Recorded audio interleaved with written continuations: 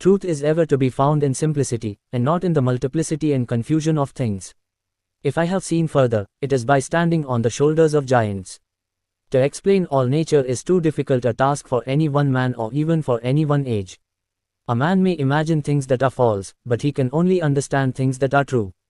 Tact is the art of making a point without making an enemy. Gravity explains the motions of the planets, but it cannot explain who sets the planets in motion. I can calculate the motion of heavenly bodies, but not the madness of people. What we know is a drop, what we don't know is an ocean. Live your life is an exclamation rather than an explanation. Nature is pleased with simplicity. And nature is no dummy. If others would think as hard as I did, then they would get similar results. In the absence of any other proof, the thumb alone would convince me of God's existence. We are to admit no more causes of natural things than such as are both true and sufficient to explain their appearances. No great discovery was ever made without a bold guess. To every action, there is always opposed an equal reaction. Errors are not in the art but in the artifices. Genius is patience. The proper method for inquiring after the properties of things is to deduce them from experiments. A passion for calculation and truth is the most powerful instrument of science. Nature is very consonant and conformable to herself. The motions of the planets are governed by the same laws as those of a falling apple. I keep the subject constantly before me and wait till the first dawnings open slowly, little by little, into full and clear light. The best way to understand is a continual practice. The description of right lines and circles upon which geometry is founded belongs to mechanics. Plato is my friend, Aristotle is my friend, but my greatest friend is truth. The main business of natural philosophy is to argue from phenomena without feigning hypotheses. An object in motion tends to remain in motion unless acted upon by an external force. The natural powers of the human mind are insufficient to determine the future. He who thinks half-heartedly will not believe in God, but he who really thinks has to believe in God. We account the scriptures of God to be the most sublime philosophy. If I have done the public any service, it is due to my patient thought. My powers are ordinary. Only my application brings me success. It is the weight, not numbers of experiments, that is to be regarded. The more time and devotion one spends in the worship of false gods, the less he is able to spend in that of the true one.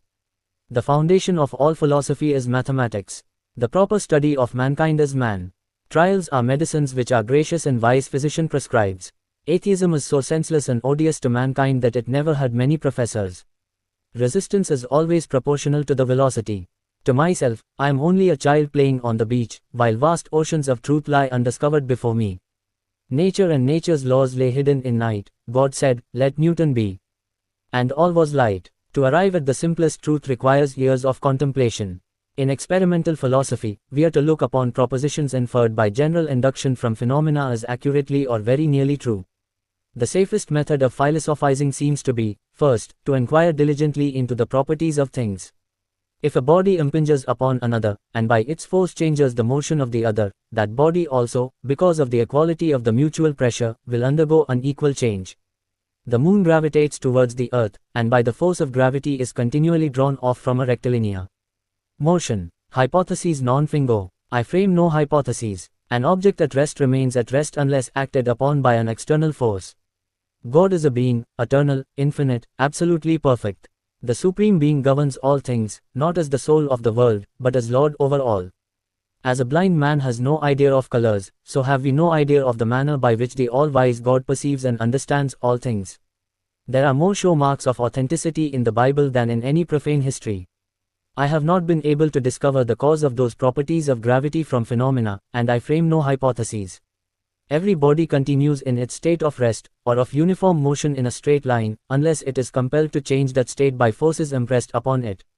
Absolute, true, and mathematical time flows equably without relation to anything external. The motions which the planets now have could not spring from any natural cause alone but were impressed by an intelligent agent. A heavenly body, once set in motion, moves ever afterward.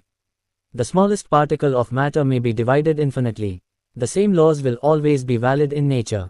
Time, space, and matter are the fundamental elements of the universe. In natural philosophy, we are to deduce causes from effects. All material things seem to have been composed of the hard and solid particles above mentioned, variously associated in the first creation by the counsel of an intelligent agent. The center of the system of the world is immovable. The force of attraction is proportional to the product of the masses and inversely proportional to the square of the distance between them. The first principles of the natural world are matter and motion. The heavenly bodies are moved by the same physical laws as earthly objects. Every particle of matter attracts every other particle with a force proportional to the product of their masses. The true understanding of the world comes through mathematical principles. God is the same God always and everywhere. The rays of light always follow the shortest path. Light consists of particles. The colors of objects arise from their interaction with light. The universe is like a machine, governed by mathematical laws. If ever I made any valuable discoveries, it has been owing more to patient attention than to any other talent. Errors are not in the art but in the artifices. The laws of motion apply universally. The discoveries of science are gifts of nature, not of man. All knowledge should be based on observation and reason. Natural philosophy is the knowledge of causes and effects. Reason and mathematics are the pillars of science. Understanding comes from questioning the world around us. The order and complexity of nature suggest a grand design. The study of physics is the study of nature's laws. The mind is the key to unlocking the mysteries of the universe. I am always learning, always questioning, always observing. The nature of reality is best understood through the language of mathematics.